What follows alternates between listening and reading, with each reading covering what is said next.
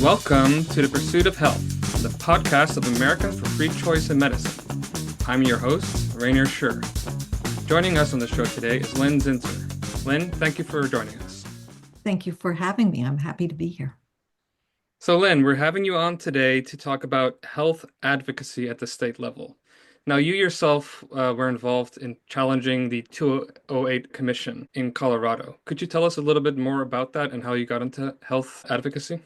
Sure. This occurred several years ago, and I went to a meeting in the fall of 2006, and the meeting was about healthcare reform.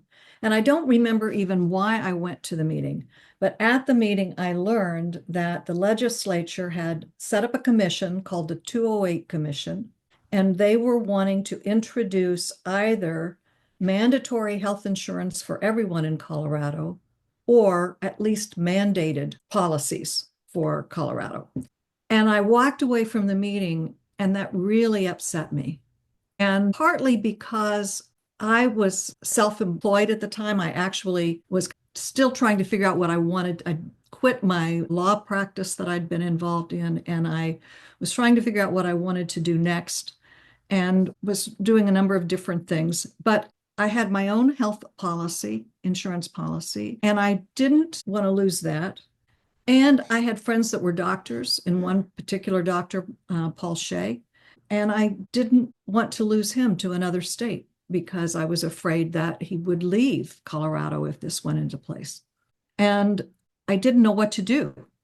And so I went home and I thought about this, and I read some articles, and I had friends. And I pulled together a meeting on a Sunday and brought together a group of friends that some of them were in medicine and some of them were not. And they were part of a group that I had that studied Ayn Rand's ideas. And so we talked about this. I told them what was going on. I told them that I wanted to fight this bill. And I didn't know how to do it, but I wanted to know if anybody was interested in helping me. And several people were interested in helping go forward. So at this meeting, I had already decided that I wanted to start my own group to fight this because I really wanted to do it on a principled basis. I wanted to go completely free market. That was very important to me. And I wanted to do it in a way that I would not be under anybody else's constraints. And so we talked about what we could do. We created the name of an organization at that time, which was Freedom and Individual Rights in Medicine. And we had an acronym FIRM for that. And that was important to us, that it was both about freedom in medicine and individual rights in medicine. And one of the people there said that she could create the website for us, Diana Shea, and she did. And the website was westandfirm.org. And that website still exists today. It's not active, but it does exist. And you can see a number of the articles and things that I'm going to talk about today on that website. Anyway, we did that, and we didn't know how to do letters to the editor. We didn't know anything. And so somebody said that they would investigate and see if they could find all the names and addresses of newspapers to write to in the state. And I knew that there were meetings coming up, and I said I would attend the first meeting of this commission and to see what was going to happen. And that was really the beginning of it. That's really the beginning. And there were about 7 people that indicated they were interested, a nurse, a couple of people who did kind of independent journalism, and the doctor. And that's the beginning of an effort that we did, and we didn't know anything about how long it would take or anything at that point. I did a lot of research in the next 2 or 3 weeks and found out that the first meeting would be in January of 2007. They would meet for a year, and in January of 2008, they would present it to the state legislature for a bill, their recommendation for a bill. And then that would be the bill that the state legislature would decide on. And I learned this. I didn't know any of this at the time, but state legislatures only meet, most of them only for a set period of time, mostly a few months in the spring. Generally, they start in January and end sometime in April, May, June. There's a couple of states, I guess, that go year round, but most of them meet on a very limited basis. So we had this great window, which I think turned out to be a really positive aspect of it. We figured that if we could get it defeated that first time around, that would be the end of it, and we wouldn't have to worry too much beyond that. So what we were looking at was essentially nothing more than about an 18-month window because the legislature met in the closed session, usually in May um, of the year. So it would be from January to May that it would be at the legislature. And so if we could influence the bill and or eventually stop it at the legislative level, then that would be it. So we only had to be doing this for that limited period of time. And that, I think, ended up being a big factor in our success. The legislature voted it down 96% in May of 2008. So we were successful in this. So before going into how you got that amazing achievement and advocating for not adopting those bills, could you just say a little bit more for our listener what this bill represented to you and the people that you were advocating for? I mean, you said that you were on private health insurance, you had people in healthcare that you cared about, you were afraid that they were going to leave the state. Can you just say a little bit more about why this was a threat to your values and why you were afraid that they were going to leave, what it would do to them if they would have stayed under such a system? So for me personally, I was single at the time and I was healthy. And I had a policy where it was basically just an excess insurance policy. I paid for all my medical bills at a low level, and I only called in that policy, used that policy for anything like a hospitalization. So I was paying, I think it was about $50 a month or something at the time for this policy. And that would have done away with that policy because it would have required, the policy would have required everybody to have basic insurance on everything. Right. So what you had was a form of what's now called a catastrophic health insurance, Right. which Yes, is that's what exactly right. Thank you. real insurance is supposed to be. And that would have been taken away because all insurance policies would be required to cover routine medical care. Yes. Well, it defeats the whole model of insurance and how insurance is supposed to bring expensive healthcare procedures within the reach of everyone. That was being threatened by Right. changes. And from talking to doctors like Paul Shea and others, what did they tell you about what it would mean for them on the provider side? So, and you see this today in going to doctors' offices. It means that everybody then has access to the doctors at the same price, and doctors can't discriminate by choosing to do a particular kind of practice. I mean, and obviously they choose their own medical specialty, but they can't decide whether they want to treat more common ailments and be open in a more general way, or they want to just specialize in particular things. They have to take anybody that has the coverage that the government mandates. And so it means that you have to wait. It's harder to get in to see doctors. It's harder to get access. I would have had to pay more for insurance that I didn't really want or need because I'm essentially paying for care that I wouldn't necessarily need. It also meant that they had more forms to fill out. They are not only accountable to me, and they couldn't take cash from me. They could not discriminate and take less money from some people if they felt that they wanted to be generous to somebody who didn't have money. They couldn't ask more for people, something different. They had to take the same amount of money, and the insurance company, usually it's done with insurance companies, and being involved and forced to provide coverages that they don't want to cover. And you also are paying for coverages that you don't want. And one example of that is during the time I was a healthcare advocate in Colorado, I was at a luncheon and the lady next to me asked me what I did. And I said I was a free market healthcare advocate. And she said, "Oh, I'm for the free market too, but," she said, "my husband wants to quit his job and we start our own business.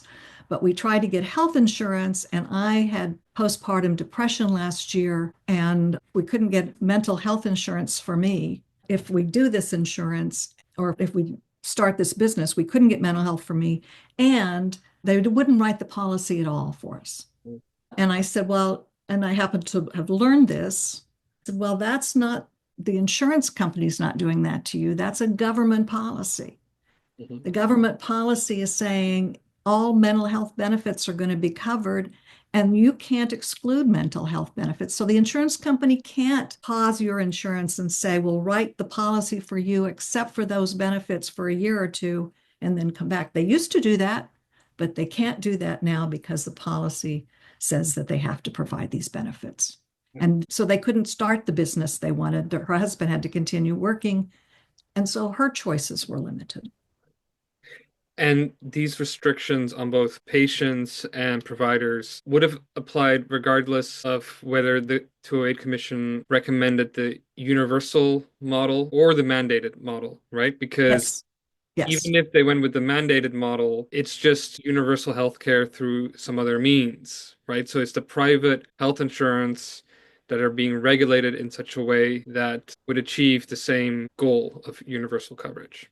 Correct. And in fact, there have been some mandates all the way through, but when we're talking about mandated in this context, it's even mandating it on a bigger, larger scale than previously. And so that also shows what's at stake, not just for patients and providers, but also for private insurers. They're a key player here as well.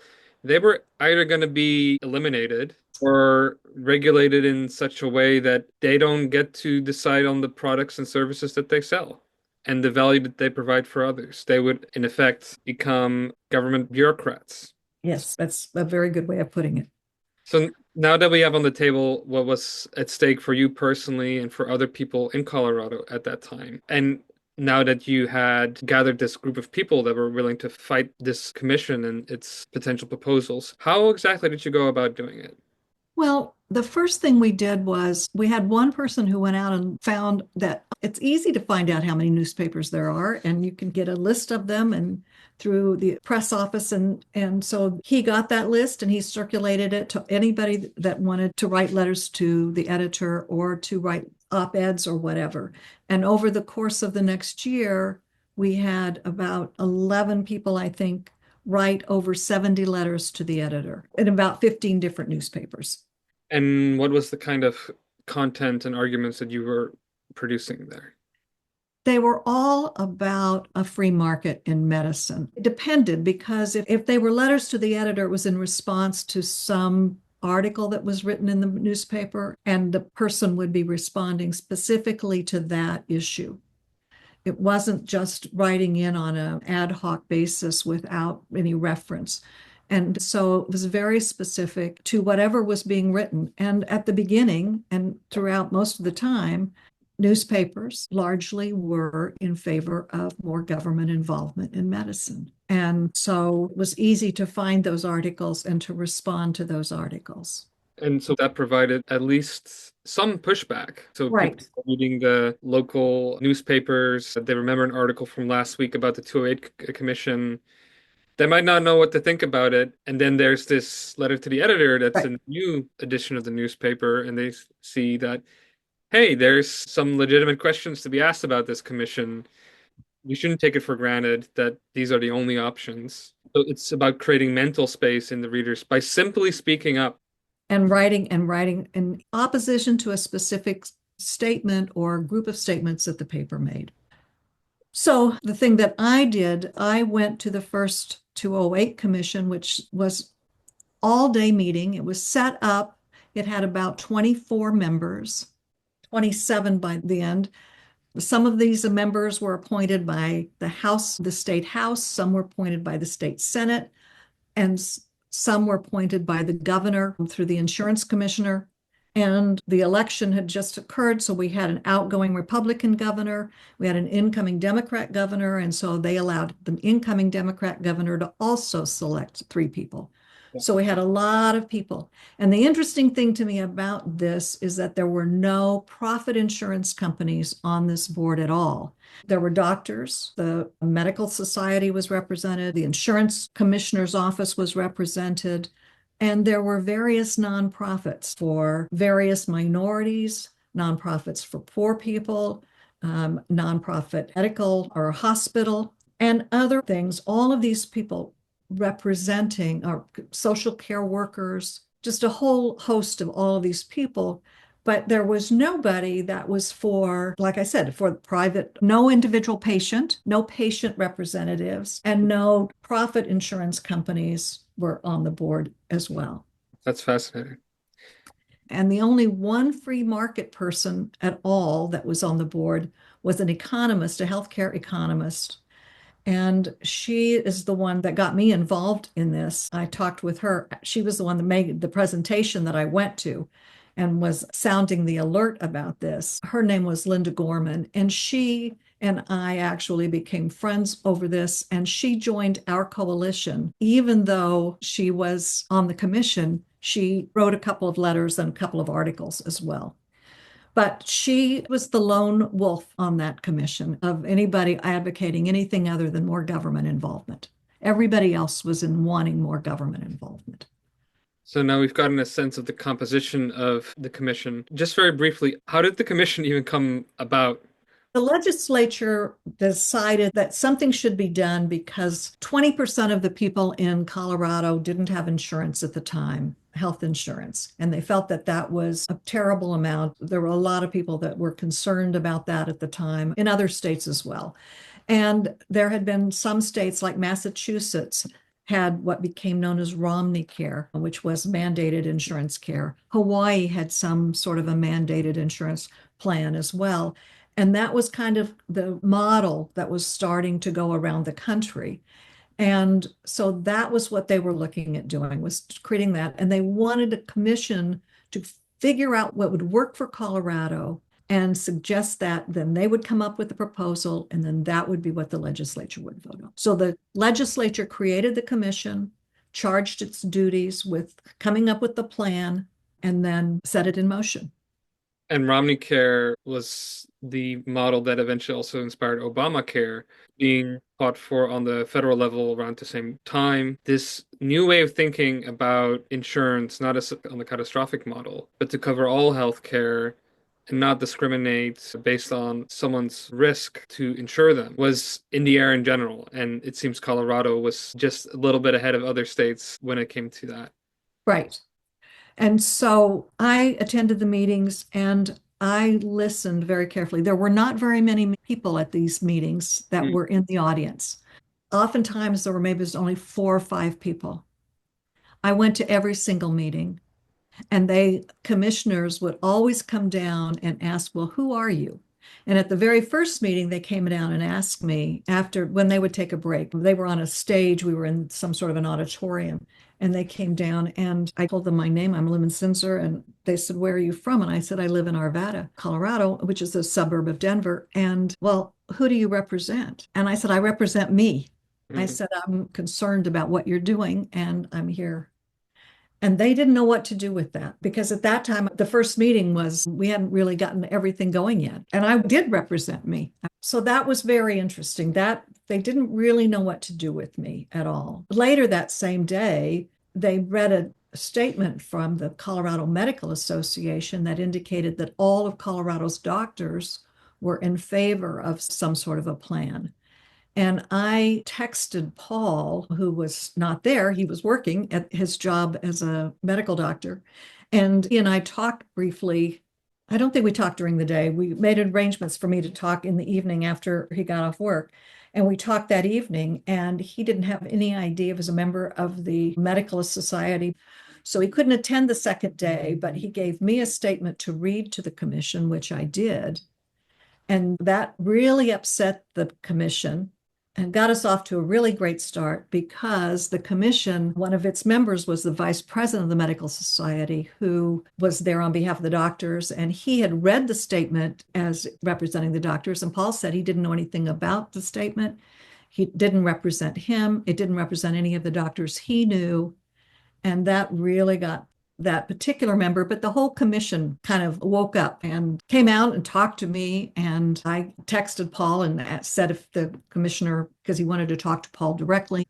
So I made connections for them to do that. But basically, it was a draft statement that the commissioner was reading, not an adopted statement, which wasn't clarified until after I had had this exchange. And so at that point, they started paying more attention. And that was very eye opening for me to see that you have to really watch what they're saying and doing. And so I then, during every opportunity to ask questions or to make comments, I would do that. Mostly in the beginning, it was asking questions to clarify or what did they mean by this or that. I was very careful never to thank them for their service, never to be indicating that I thought they were anything other than people on a committee that was, you know, out to do a job. I did not think what they were doing was appropriate, so I was not going to thank them. I also was not going to be nasty or mean or abusive to them. So what's Which, interesting about the commission is that, well, first of all, as you already mentioned, was its composition. Certain stakeholders were yes, not part of it. Then they have these hearings, which are supposed to get input from the public, where very few people showed up. And when they do, they're not necessarily happy with what they hear. Especially when you point out to them that this message of all doctors support this thing is actually not true because it was a draft. It wasn't actually adopted. So merely by being there, you've already kind of shattered this pretense that the two options on the table, which was universal and mandated coverage, was not at all obvious. And that alone, I think, had a big impact. it was really eye-opening for me, and I started being much more interested. So I then continued to attend all of the meetings. I missed in November, but I had somebody go in my place at that time so that there was always somebody from us there. And once I had the website up, I told the commissioners about it. And interestingly enough, after several meetings, the commissioners started commenting to me that they were reading our website. They were, Really? yes. And it was very interesting. They disagreed, but I became, because I was the only person there for free markets, they would go out and try to talk to communities about what they were doing. They would be invited to come and talk about what they were doing.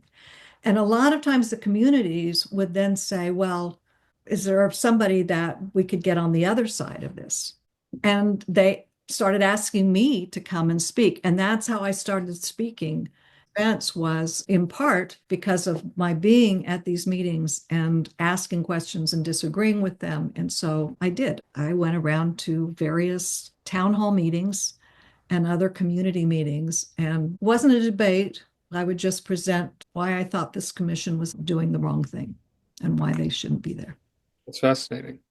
And it's not merely by showing up and disagreeing, but also doing it, as you said, in a respectful way. Because that way they recognize that we need to give some voice to the other side.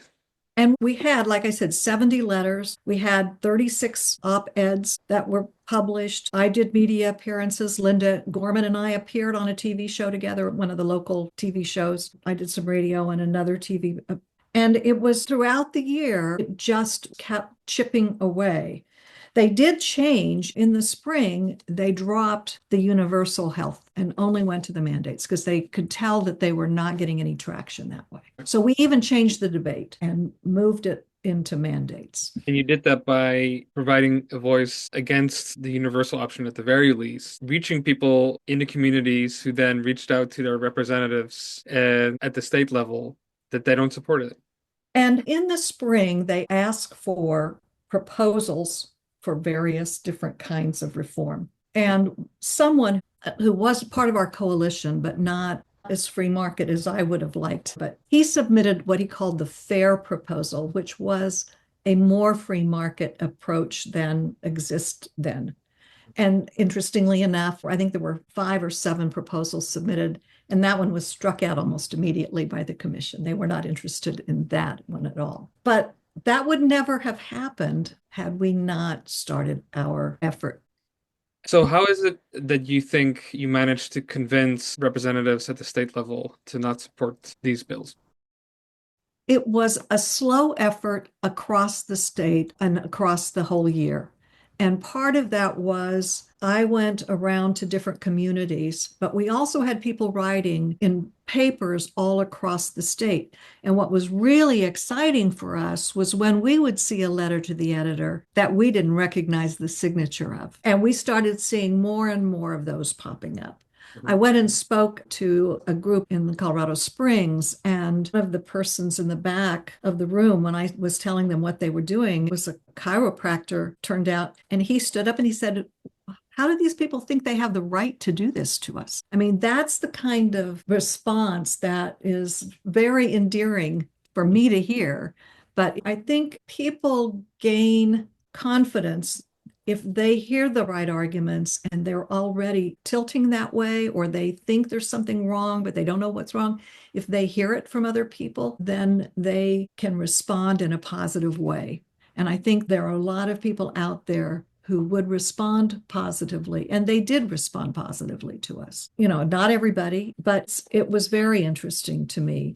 I also, because of candidates and various things, I got invited to speak at some Republican meetings that were educating politicians on healthcare. And so I spoke to them and why this bill was wrong and advocating for free markets. And I actually had a lot of people that were out there spreading the word. I don't really know how to say that other than that. It's just that we really did have more of an influence than I ever thought was possible. I didn't think we would win, however, but I knew that we were making the best effort possible.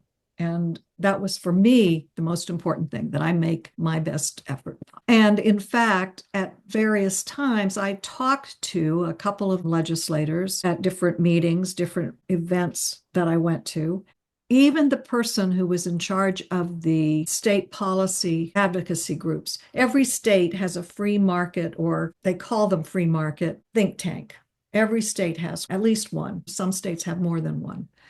And ours was the Independence Institute in Colorado. And at the beginning, even the head of that organization leaned towards forcing people to buy insurance. And he backtracked on that relatively quickly.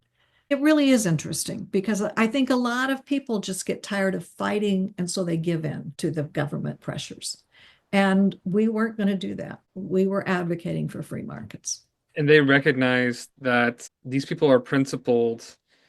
We're an institute that ostensibly are supposed to be for free markets, and they're doing a better job than we are. And the thing that I found interesting is even people who didn't agree with the free market position recognized that we were being consistent. And we were being consistent in large part because of my core group. I do want to bring this up. We were a core group of people that admired Ayn Rand and her philosophy. And because she advocates acting on principled action, and that principled action is the only way to live your entire life. And that principled action revolves around individual rights in the political sphere. And so that is what was really crucial to us, that we always be consistent in advocating completely getting government out of medicine. People that disagreed with us on the position were still impressed that we were consistent. So that was really heartening. It was a really interesting time for me and for the group itself. The bill itself was interesting to learn about. I knew that they were getting ready to pass the bill. I went and spoke before the legislature, which I'd never done before. And I actually went to see them debate the bill and learned that I could speak. And so I hadn't even known that I could do this. And I decided I needed to get up and speak. So I did. I got up and advocated, made a very short ad hoc 2-minute talk, and then learned that that bill had failed. And then it went into committee hearings, and I was pretty sure that it was going to fail. But it was interesting because the day after it had passed, and I went to a meeting at the Free Market Coalition where I'd been going to meetings, partly to just keep my hand in and know where I might need to go speak or what I might need to do. And they met monthly. And so I went to that organization's coalition meeting. And at that, the senator came up to me and he said, Lynn, I need to tell you about this bill. I know you thought that I voted against it, which I did, but I had to vote against it to get it pushed back so that we could get it amended to change it, to get it, and then we defeated it. And so it didn't pass. And I wanted to win. I hoped we could, but I was really kind of surprised that we did. The interesting thing for me from this aspect was it was a very loose coalition. Nobody had any responsibilities that they didn't want to take on. Everybody did what they wanted to do. We had some people who did more than others. We had some people that did very little, but everybody was appreciated. Every effort was appreciated. And Paul, it kind of took on a second life, and he ended up continuing to publish and went on to publish in Forbes and other magazines for a number of years and kept the website alive until just recently, about a year ago. And he deserves a lot of credit for doing all of the immense amount of writing and keeping the website alive. And the other people that were involved in it deserve a lot of credit. I mean, I started it. That's what I feel like I take credit for as I started this effort.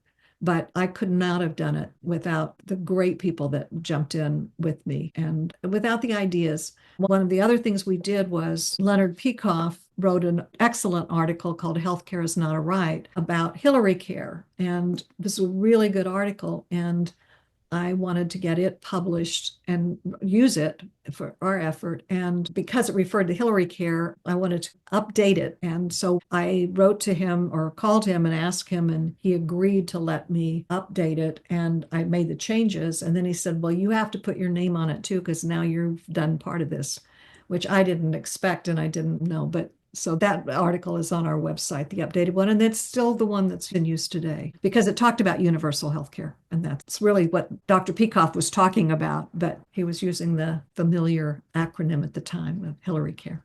It's the version that we currently have on our website. Yes, right. And I think that's where I saw it was on AFCAM's website initially. I think that's the essence of what we did and how we did it. So looking back, why do you think you were able to be successful, and what practical advice would you give someone who might be interested in health policy advocacy on the state level? There are three or four things that I think are important. One is for every person involved, it was a personal issue. It was really something very personal and selfish that they wanted to address. And that certainly was true for me. And that gave me the impetus to keep going all through. The second thing that I think about is we were very principled and we did not waver off of that. And I think that's really important that you need to be as principled as you can make the arguments. A third thing is it was wide but narrow in scope as well. And I mean that in terms of time. We had an 18-month deadline essentially. And I think that really helps because if you look at so many things that we think about, we want to change the IRS code, we want to do this, we want to do that. I mean, we want to do away with Medicare. Let's just talk about that. We want to do away with Medicare. We want to do away with Medicaid. We want to do away with these huge government programs. Those are immense programs, and they're not easy to get rid of because so many people are dependent on them now, including me. That's now my healthcare provider. And so the point being that having a deadline made it manageable, that I only have to do this for a certain period of time. And then I can either recommit if I want to continue to do more, or I can back off and go and do something else for a while. And I think that's really important. If we can find specific projects to work on, and obviously with Medicare, it's going to be some limitation on that or some aspect of that, for example. Now, I'm not even suggesting we do that, but I think that's really important. Sure. And I think you need allies. You have to have people that you really trust have your back and that are with you on everything that you want to do. That's where AFCAM, or in my case, we did that because it was state level, and AFCAM is much more bigger picture. I mean, it could include all 50 state level programs, but it's much more. But because of that, I really needed people in Colorado that were with me on that. And I think that allies in my state that were really excellent. Everybody was a wonderful person, and everybody did as much or as little as they wanted to do. So what would you say to someone who is intrigued in doing something similar to what you did, Len, and advocating for or against certain health policy changes on the state level, but they are concerned that it's a waste of time, or perhaps they're afraid, right? Like, what are people going to think? They're going to think that what I'm advocating for is morally wrong. What would you say to them? I would say talk to Ray Schur at AFCAM. It's one of the things I'd say. I would look for people in my state that I could work with on something. Because even issues that AFCAM deals with, a lot of the issues are at the state level, not at the federal level.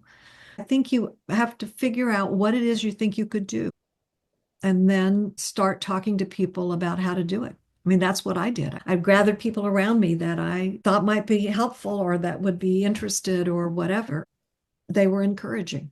I'm tempted to say, and call me, but I don't.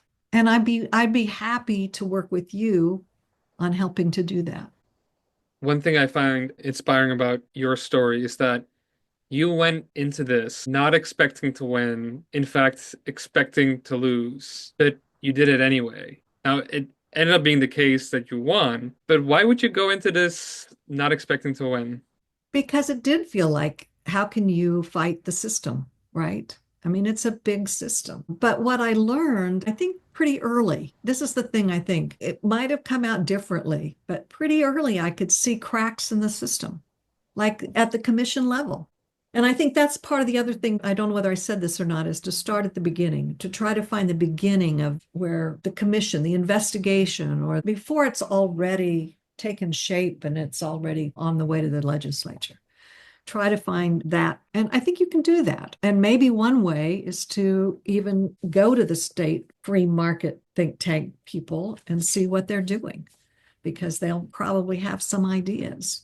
But maybe, like me, you just hear about it and you think, what can I do? I want to go to this meeting. That's what I first went to, a meeting to hear about it. So I don't even remember how I found out about the initial meeting where Linda Gorman was talking about this. I think we could make more of a difference than we think we can. That's right. I think what your story shows us is that when it seems impossible, but you actually look into it, what you're up against is not as firm as what it looks like.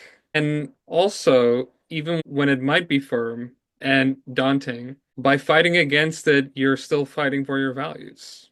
Exactly. And they're not fighting for anything except the status quo. And so there's something about that, I think, that is thrilling from my perspective. And empowering. I'm actually fighting for something, and they're just not. So, with that, Lynn, thank you for sharing your story, which I hope will be inspiring for other people to tell their own story of how they got involved in healthcare policy advocacy. Thank you. Thank you very much for having me. And I would encourage anybody to do it. If I can do it, anybody can do it. To stay up to date on our newest episodes, subscribe to our show from whatever podcast platform you are listening from. To support our show and Americans for Free Choice in Medicine, you can make a financial contribution at www.afcm.org/donate. Thank you for listening.